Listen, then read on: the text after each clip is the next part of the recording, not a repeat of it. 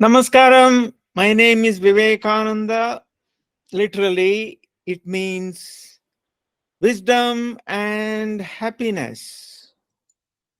I believe in living a simple life. I believe in thinking differently. I am proud to share my belief with Steve Jobs and Leonardo da Vinci, who said, simplicity is the ultimate in sophistication. Through this YouTube channel, I aim to bring time tested wisdom and happiness together into your business and life by unifying, simplifying, amplifying technology, nature, and yoga. The name of my YouTube channel is Tech Nature Yoga. My hope is to bring clarity to people who are in the so called West and are looking for some guidance. Even if you are in a different part of the world, you might still find my effort worthwhile because much of today's world is, as it is called, westernized. I feel that it is my responsibility to share my understanding of karma, and I want to craft my destiny myself. Wouldn't you want to do the same? Again, let me add here, I don't see this as my duty. You'll know why I'm saying that later on. Anyway, that is why I have started this series of YouTube videos. I want to understand the concept of karma properly and share it with as many people as possible. I find it particularly important because of the worldwide situation that we are presently living in. I hope to be useful in some way. My aim here is to facilitate discussion so that we all can gain deeper understanding. What do you expect in return? Well, hopefully, you will like and subscribe. The easiest way to contact me is through my website, wake-technology.com, where you'll find multiple ways to reach me. Now it is time to introduce ourselves. As I always say, our audience may come across any episode of this series. So because of that, we keep repeating the same introductions in every episode. Uh, I have already introduced myself, so it's time for my guests today. Of course, today it is just my good friend, coach, guide, and so on, Loveland. So over to you, Loveland. Well, greetings. This is LA, as a lot of my friends call me. Now, speaking from Canada's west coast on Vancouver Island. I came to this group because I'm inspired by Sadhguru's approach and wanted to learn more. And because Vivek and I have mutually supported each other for years. I spent my whole career helping people decide on what they should do, first through career counseling and then business and career coaching. Today, I'm enjoying my retirement through study and discovery of how to support Canadian Indigenous people as we all move toward reconciliation. You can find my most recent website at arcticcarvings.com. Over to you, Vivek.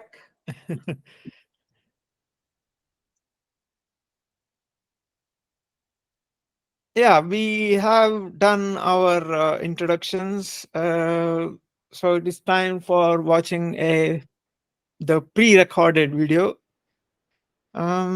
I video record my presentation in advance so that I cover exactly what I want to cover in the shortest possible time for you.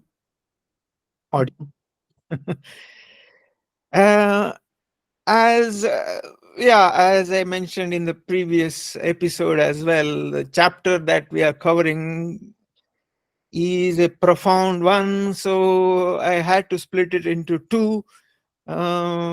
Even this pre-recording is a bit lengthy, longer than what I wanted it to be, but anyway.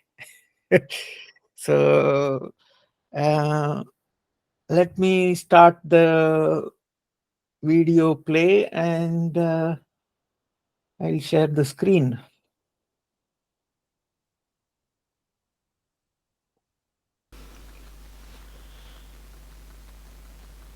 Karma, a yogi's guide to crafting your destiny. Let us study the remaining part of chapter 6. In the previous episode, we covered some of it, and today we cover the rest of it, hopefully.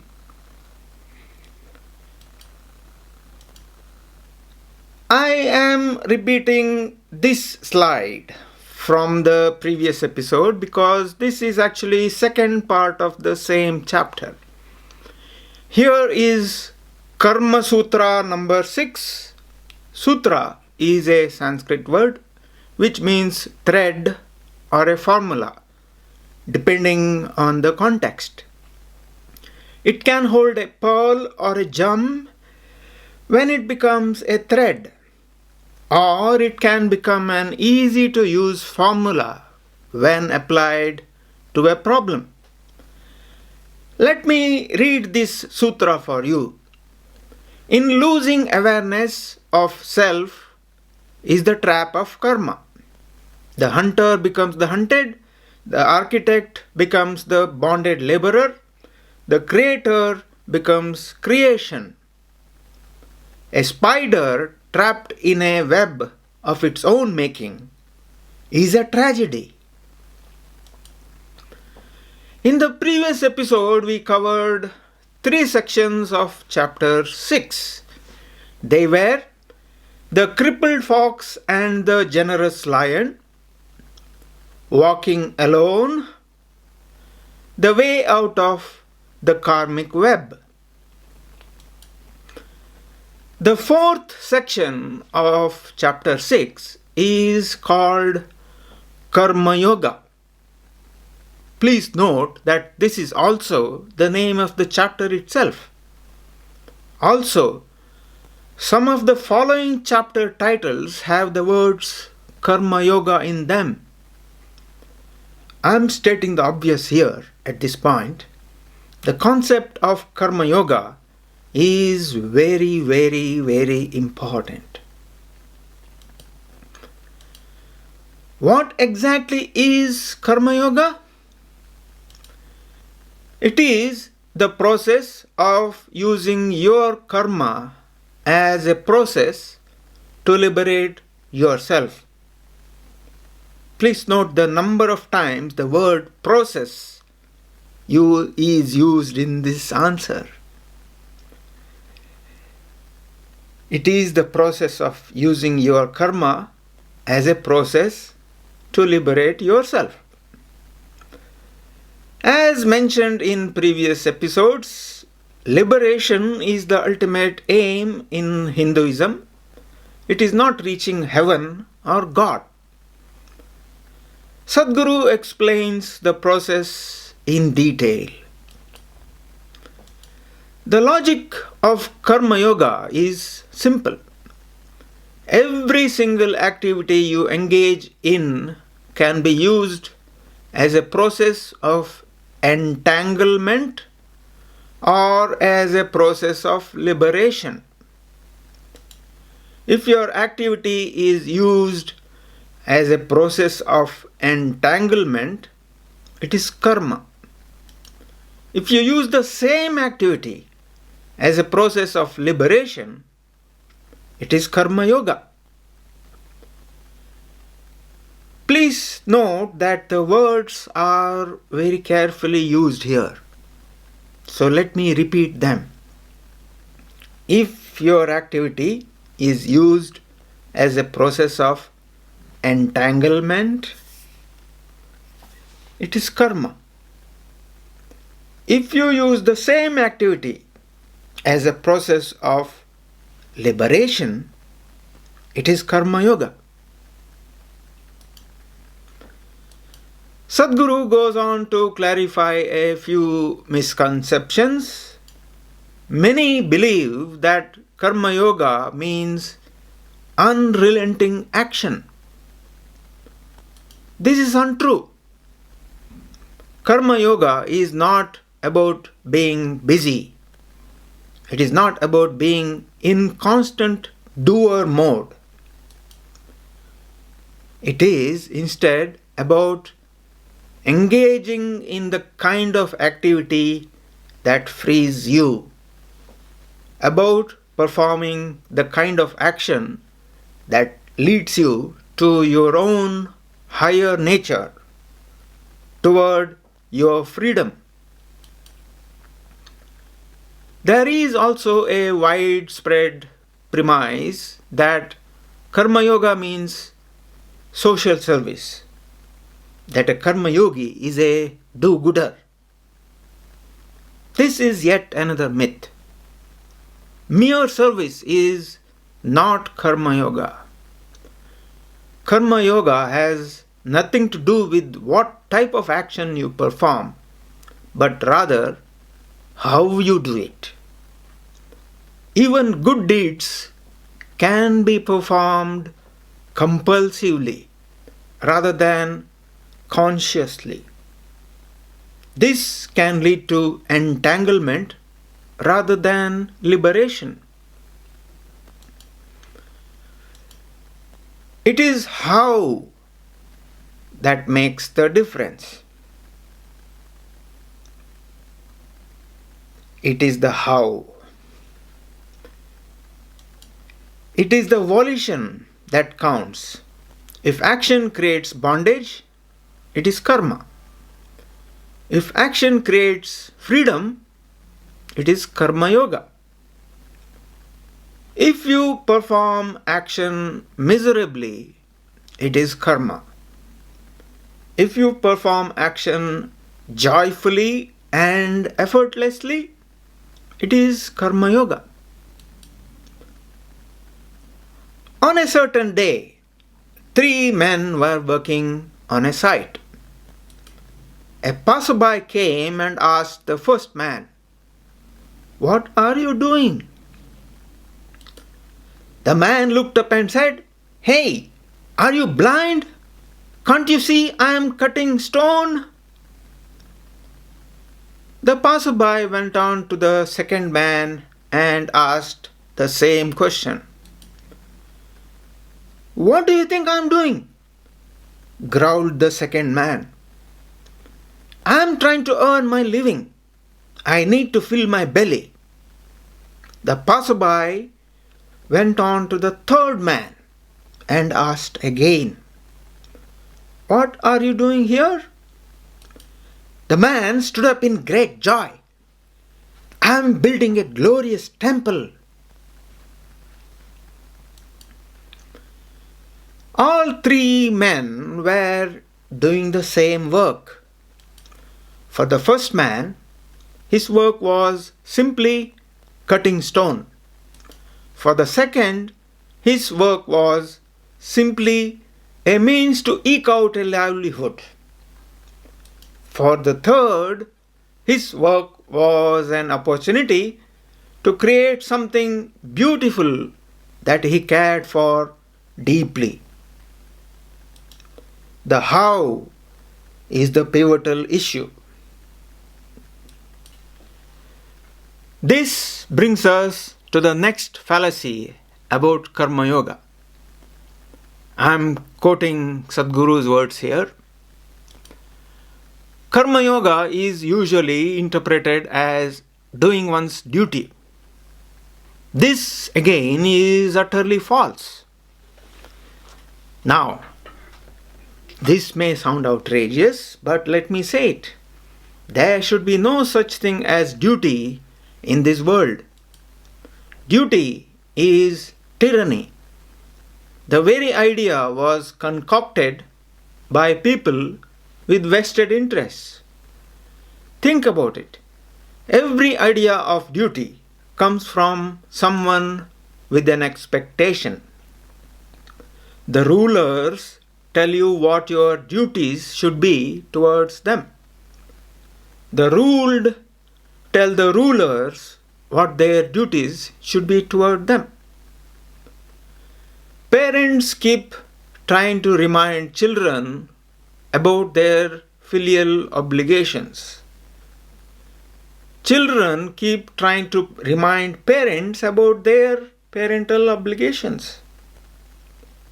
Husbands want wives to remember their spousal duties, and wives want husbands to remember theirs.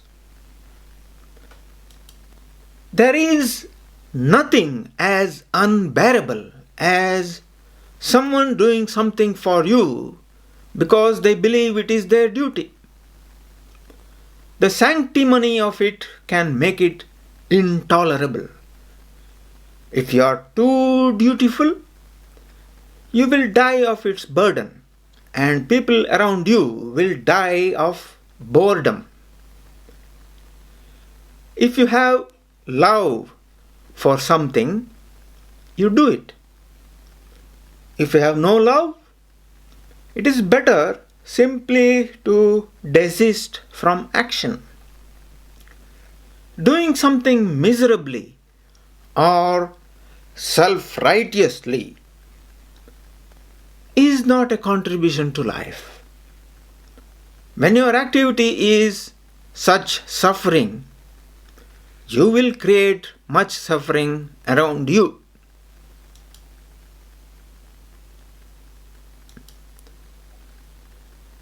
If you can work joyfully, you should do it 24 hours a day. If you cannot, it is better you stop. The planet is full of miserable people working hard and manufacturing more misery in the process, both for themselves and for everyone else.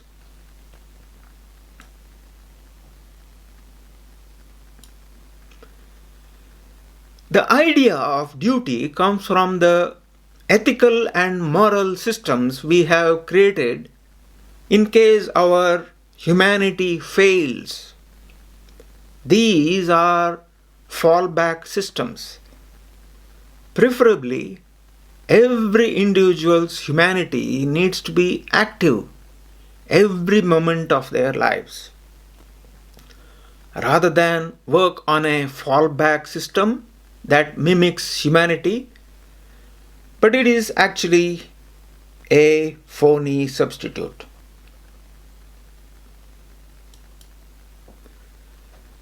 Karma Yoga is not a holier than thou adherence to duty. Instead, it is about making your entire life an offering. Only when action is performed like this does karma create no bondage.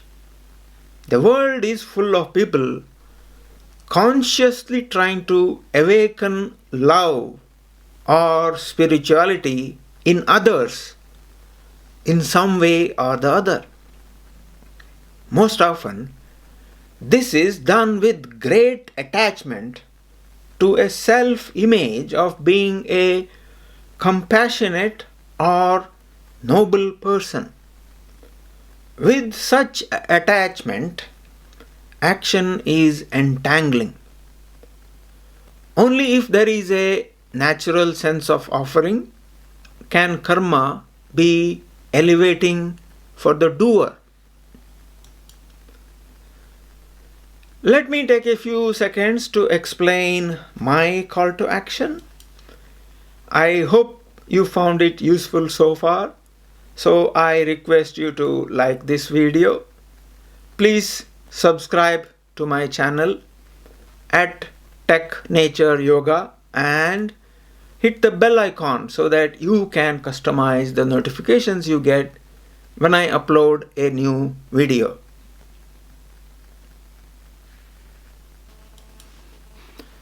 The next section is approaches to Karma Yoga, awareness and abandon. Karma can be shed in two ways, either by acting with awareness or by acting with total abandon. If you can do it with both, you are liberated. These are the two approaches to Karma Yoga. But without these two, everything that you do is an accumulation of karma. Abandon is one of the most difficult qualities to find in the world today. The level of inhibition that people live with is truly amazing. It is responsible for several of the diseases, both physical and psychological, we see around us. Sadhguru says, I often ask people how many of you have grown up in families where you heard your parents laughing many times a day? Most of the time, people are dead serious because they are burdened by this dreadful duty of having to bring up their children right. Now, when large numbers of people grow up like this, exposed all the time to fear, anxiety, and tension, they naturally grow up inhibited. It may not be spelled out for them, but children pick up the fine print very easily. That it is not decent to laugh, to cry, to dance. In fact, what they imbibe is that it is not right to be alive. As adults, they believe that apart from going to an office, working all day, collecting their paycheck, coming home, reproducing and struggling with children, nothing else is appropriate. Now, abandon can certainly happen by simply sitting still, but it is not easy. It takes great awareness to do this in a state of inaction. Unfortunately, these inhibitions do not allow people to simply sit still. What no one realizes is that sitting still is one of life's greatest pleasures. If you can sit absolutely still, you will see that just breathing and being alive is the most extraordinary thing in the world. How then are we meant to live? It is quite simple. Whether you walk or dance, work or play, cook or sing, just do it with total attention and awareness. Or else, do it with total abandon. Both ways, you are closer to creation. In intense states of activity, when you are running, dancing, or playing a game, you can give yourself up with total abandon. In such moments, there is a disconnect between your past and you. When you are completely lost or immersed in any activity, the influence of your past karma is no longer upon you. But if neither awareness nor abandon is part of your life, you are stuck in your own creation. This is a tragic way to live. What about abandon? What does it mean? It means that your involvement has become so intense that you're willing to abandon yourself.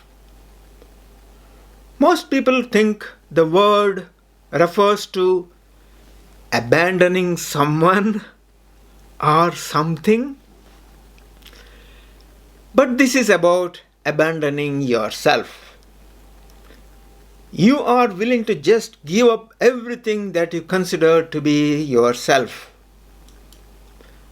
So, what exactly do we mean by awareness? First, let us remember that mental alertness is not awareness. Awareness has nothing to do with the logical mind, nor is it what is commonly being referred to as mindfulness. Awareness emerges from the deepest layer of the human being. This is called chitta or consciousness without content. Once you are in touch with this deepest layer, awareness happens effortlessly. Allow me to take a few seconds for a call to action again. I hope you have found this useful so far, so I request you to like this video. Please subscribe to my channel at Tech Nature Yoga and hit the bell icon so that you can customize the notifications you get when I upload a new video.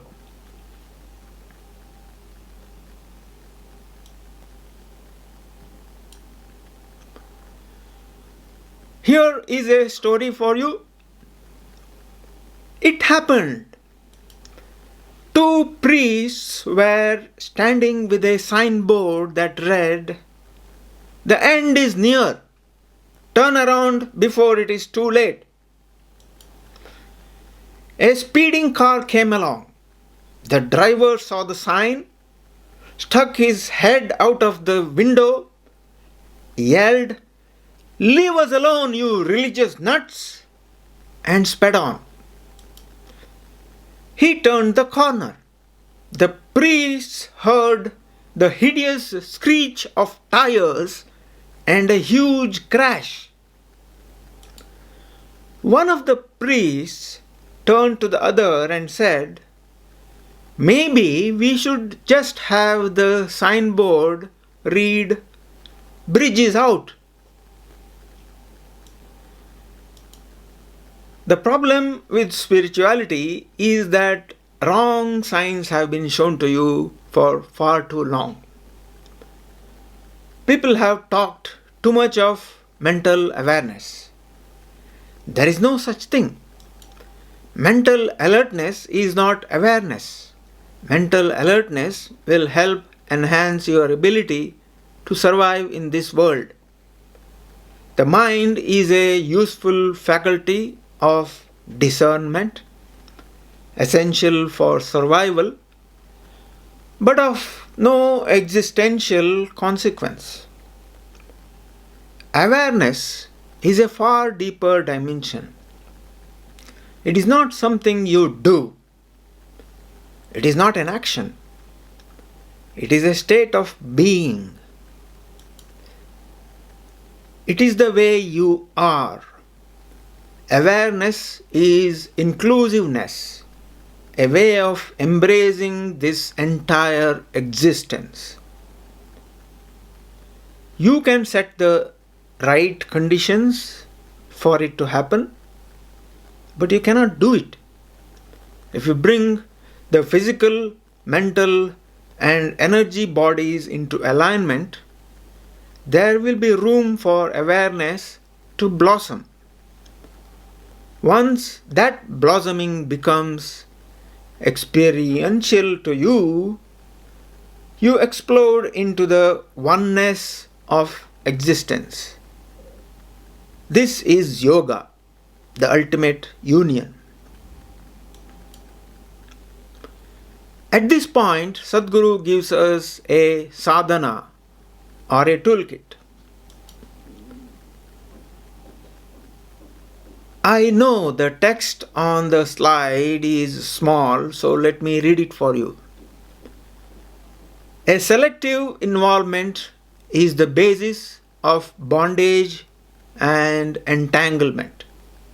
Here is a simple sadhana toward your liberation. From this moment onward, be consciously involved with everything around you. The food you eat, the water you drink, the earth you walk upon, the air you breathe, the people around you. If you find this difficult, think of a person whose presence evokes the noblest and sweetest emotions within you. It could be a person living or dead. It could be Jesus or Buddha or anyone else you value most highly in your life. Then try looking upon everyone and everything around you with the same gaze. If this is hard to sustain, give yourself hourly reminders on your cell phone. A simple chant or mantra or tune could remind you of this. This will help establish you in the practice. Be equally involved with everything without any distinction. Put away all hierarchies. If God comes before you, the same involvement. If a frog comes before you, the same involvement. No, I'm not talking about that frog that turns into a prince upon a kiss. Just a frog. It may seem challenging at the start, but once you manage it, you will see that in just 24 hours, you are capable of becoming an unimaginably blissful human being.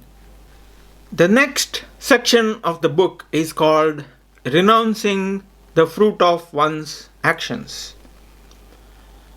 I am not going to explain what this section contains in detail because I want you to buy the book and read it.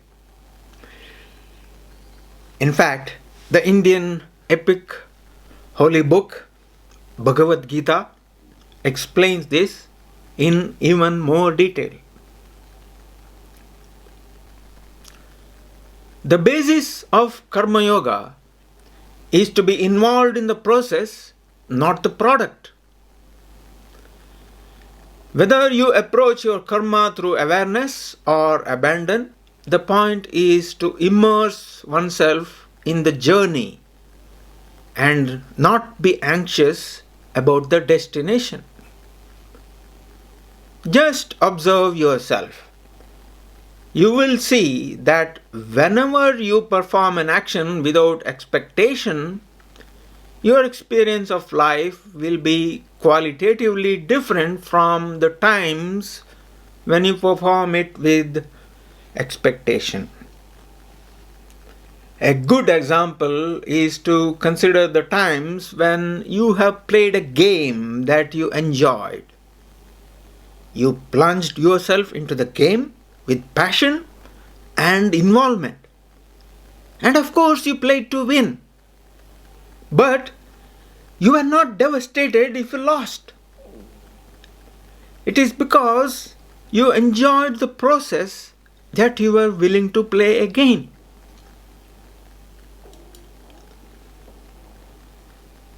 The next section of the book is called To Rule or to Serve. Human beings have no choice but to act. That is the nature of our lives. But the two alternatives before us are just these. Do we want to rule or do we want to serve? Now, I do not mean perform service in some self conscious, holier than thou way. That is more an intensification of the ego than anything else. When I say serve, I mean an act of immersion, not conquest. The next section of the book is called The Meaning of Sacrifice. The term Karma Yoga is often seen as closely linked with sacrifice. In every spiritual tradition in the world, the notion of sacrifice has been seen as significant. Giving up something for something else is commerce. Giving up something for nothing is a sacrifice. However, once you are on a spiritual path, you are not interested in small processes, minor technologies, petty rituals. The very way you live becomes a yajna. This is the deepest meaning of sacrifice. Do not think of sacrifice as cheerless self denial. When one's entire life becomes an offering, it brings its own unique joy. I thank the viewers who have been watching. Since you have been watching so far, it means you are getting some value out of this video. So let me take this opportunity to request you to like this video. Please subscribe to my channel at Tech Nature Yoga and hit the bell icon so that you can customize the notifications you get when I upload a new video.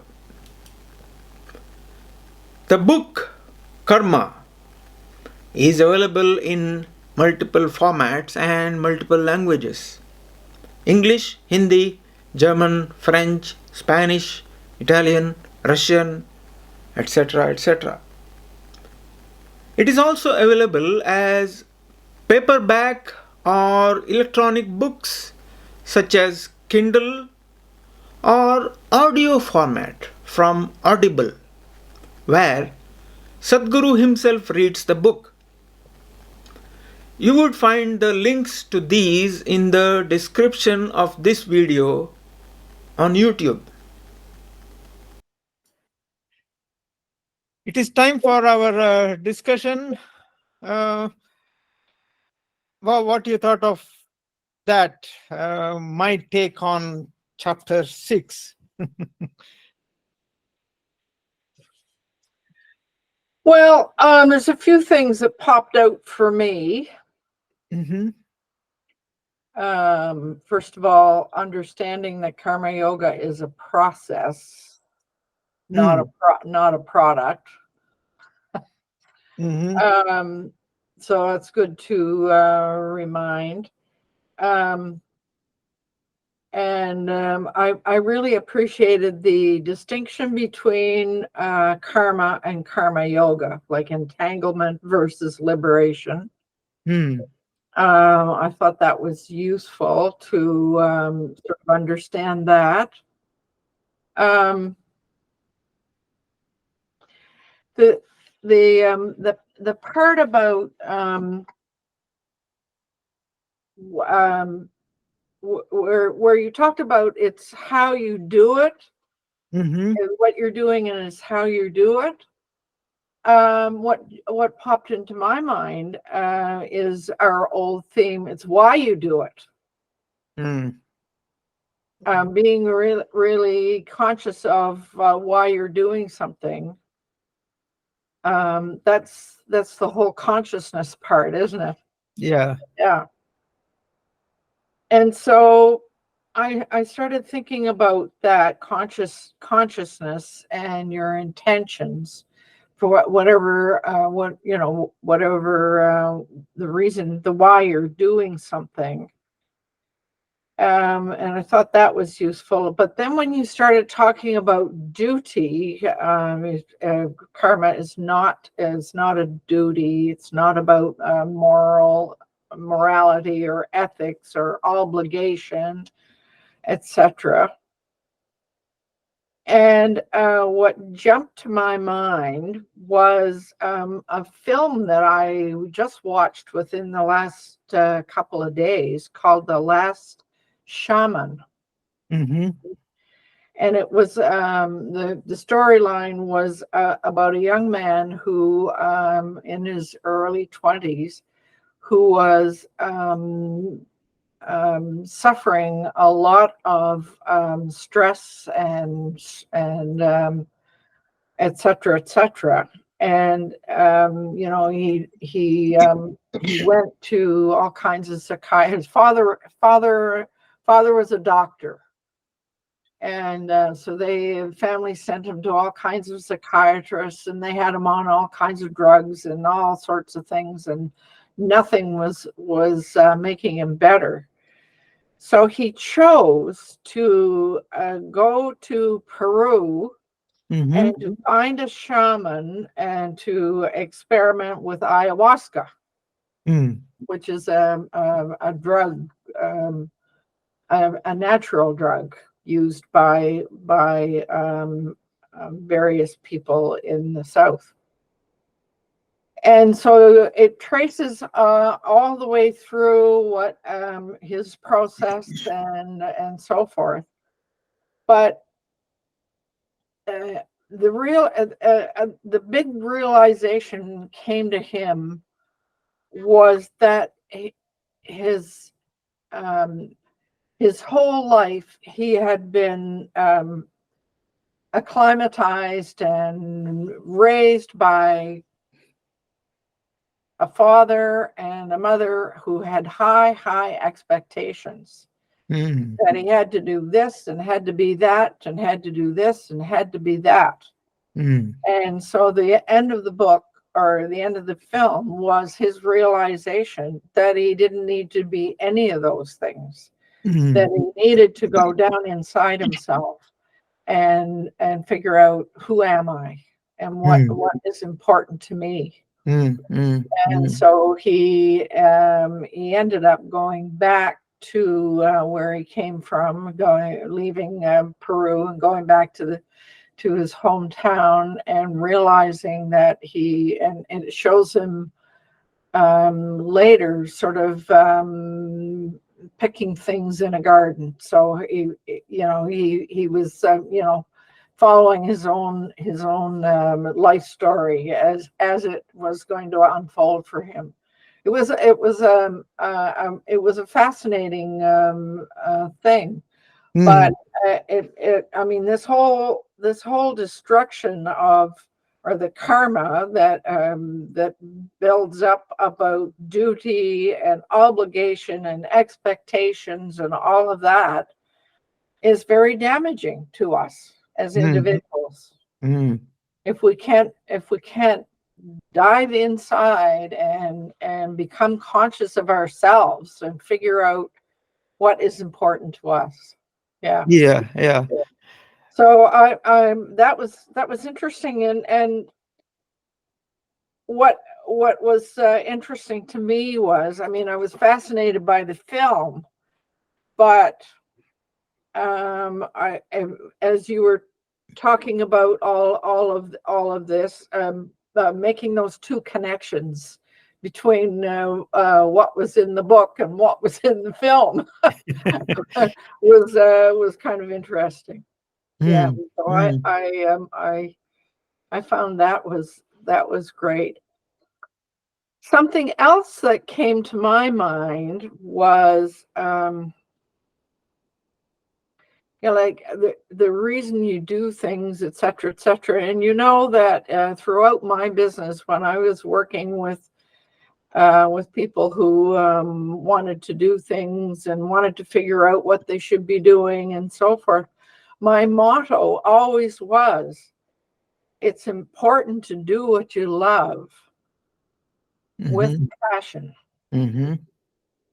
So that was, and I thought, well, somewhere along the way, I think I figured that out. But and then the last thing that jumped out to me was this whole business about awareness and abandonment. Mhm, And what came to mind, and I cannot recall the title of the book, but I remember reading a book quite a few years ago. Um, and that the whole point of the book was to understand that when you can find something that you really love doing, that you dive in and you do the work with abandonment mm, in such a way that time goes by, you're so involved in what it is that you're doing, that you're completely unaware of all the external things. mm, And when you finish that piece of work, whatever that piece of work might be, there is that whole sense of um, accomplishment, internal accomplishment. So mm, I wish I could remember the title of the book. It was a very famous book at the time, and I remember um, understanding that. When I sat down to learn how to create a website, for example, I could sit down and look up, and at 4 or 5 hours have gone by, and I no recollection of time going by. Just totally involved in what I was doing and loving mm, every moment of it.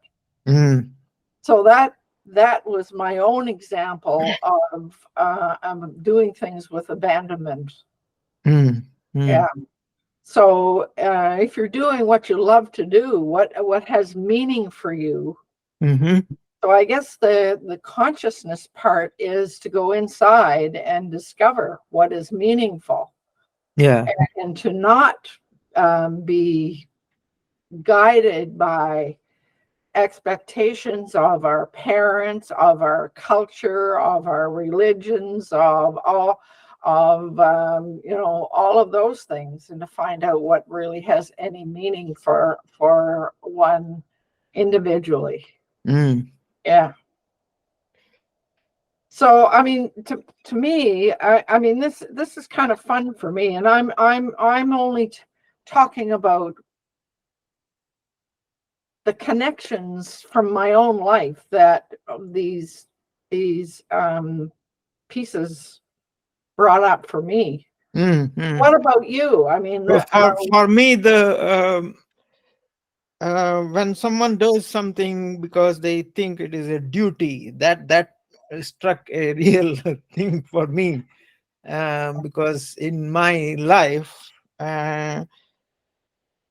when I was still with my wife, towards the end of our marriage, I used to feel that she was doing it just because she felt it was her duty. Yeah, And that really felt really, really horrible, really. So that really struck a chord with me. Mm, when someone does that, uh, they're doing something just because they think it is their duty. It feels so really Hmm. uh, Yeah. yeah. um and yeah, he talks about the meaning of sacrifice, and he says, well, if you're thinking that I sacrifice this because I'll get that, then it is not a sacrifice. It's Uh, a it's it's a a, manipulation. it's a manipulation. It's commerce. Yes, Um, absolutely. So the concepts of marketing sure falls into all of this, doesn't it? Wow. So yeah, awareness and abandon. Yeah, I uh, did relate quite a lot to the games he was talking about, and in many of Sadhguru's programs, you will find that if you attend, say, a program where in real life you go to a place, you go to the venue and you attend the program. Mhm. In almost every program that he conducts, there is a part where everybody has to play a game. Mhm. Um, and the game is it's meant to be a fun game. There are no winners, there are Mhm. uh, no prizes. But so I could see why he does that in every program that he does. He wants us to he wants to give us a taste of that abandonment and how we And the concept of process. process and Yeah. involvement and yeah. So I don't know whether you remember, some time ago I had been to this volunteer meet. I think this it's nearly a year now, where I'd been to London for a Mhm. meet where, and it was all bunch of games, all different types of games, games which involved throwing a ball at somebody and all kinds of games. Mhm. So yeah, um, Well, what better way to illustrate inner engineering, huh? yeah.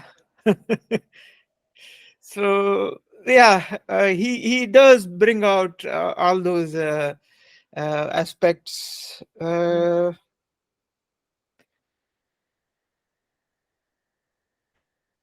One thing which I could not really grasp was to rule or to serve. He does talk about it a bit, but maybe I need to go back and read that section once again. Um,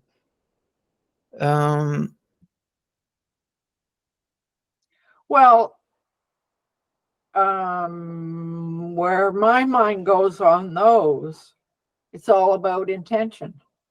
mm, mm, There seem to be so many different ways now to serve humanity, to serve the planet. yeah, and they join the military and then say we have joined to serve. Well, but the military is And then the military gets I, used I think for that I think that's a different usage of the word. yeah, If you're serving humanity, if you're serving the planet, you're doing something that is the result is going to be a positive Mm. result. I Mm. suppose the military thinks about it that way as well, but somehow serving in the military, from where I sit, doesn't feel much like serving. But I guess that depends on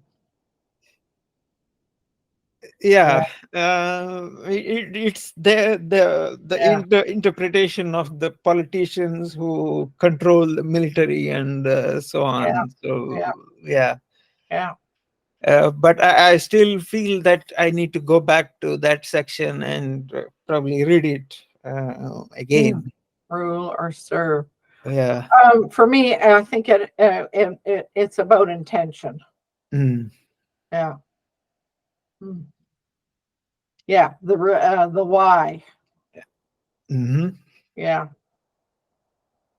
But sometimes we just do something because it feels right to do it Yeah. without an ulterior motive. Mm. Yeah. And I suppose that is sort of like abandonment, isn't it? You're doing something just because it feels right to do it. Yeah. Yeah. I think abandonment he talks about is um,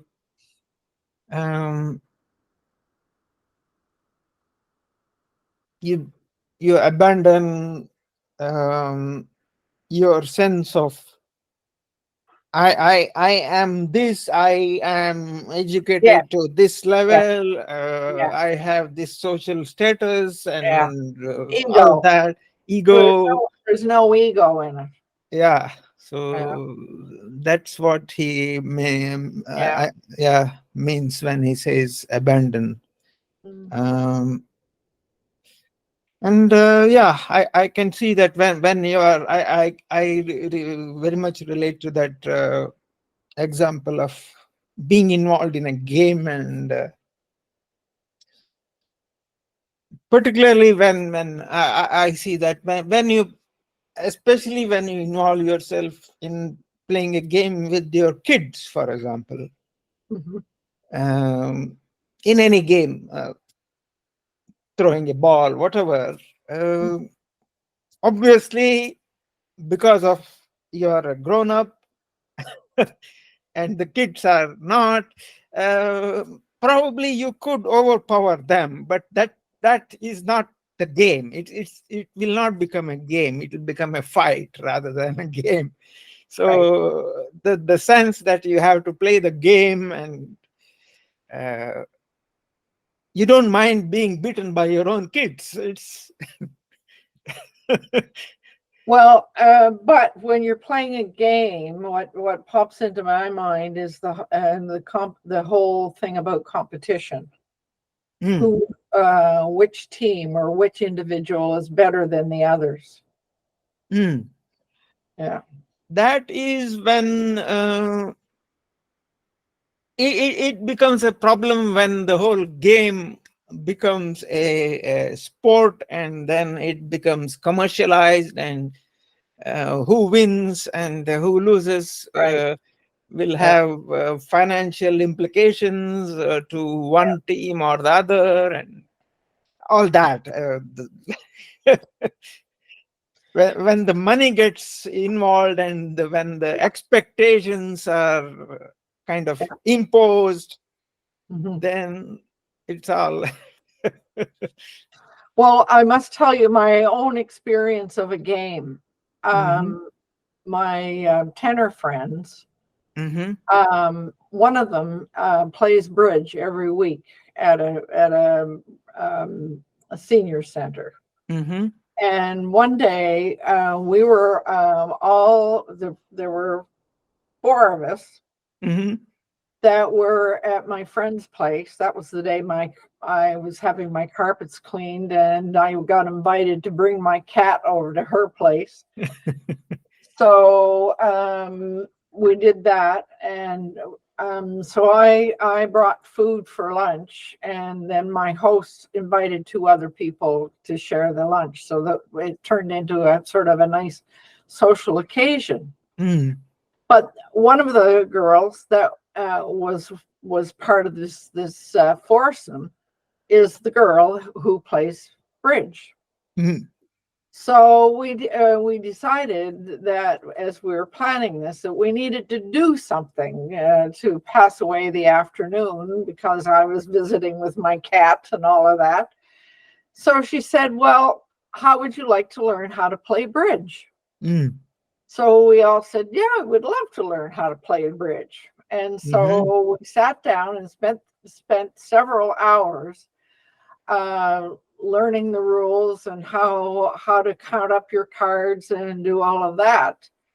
And we all commented afterwards that we had. I mean, there is a competitive aspect, but if people become too competitive, then they start criticizing their bridge partner, Mm. and that's when it becomes a negative Mm. experience. But Mm. this was a really positive experience because we were sharing and laughing and trying to figure out how all of this works, etc. So much so that we got together the next week and did it all over again.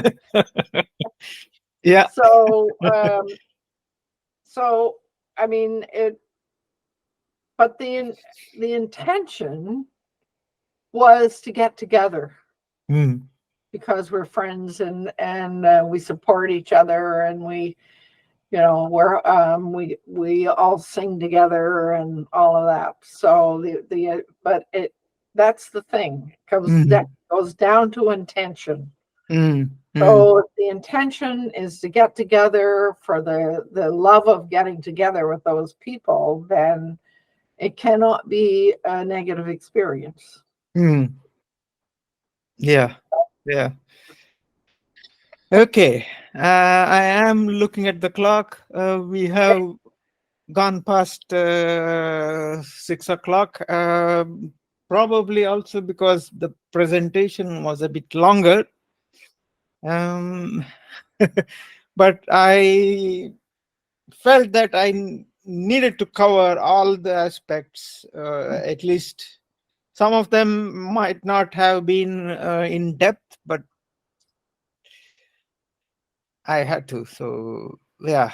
Uh, Well, it worked for me. It brought up all kinds of concepts and things, so I thought it was useful.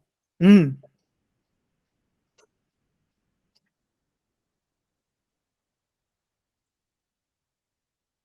So, we have come to the end of the episode today.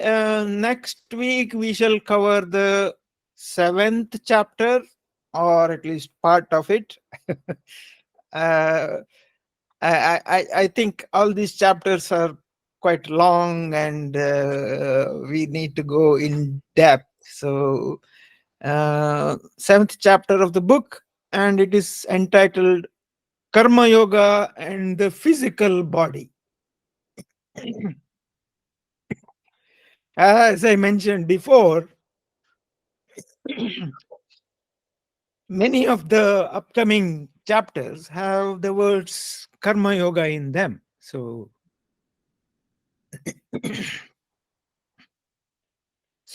see you next week. Namaskaram to all my relations. Namaskaram to all my relations.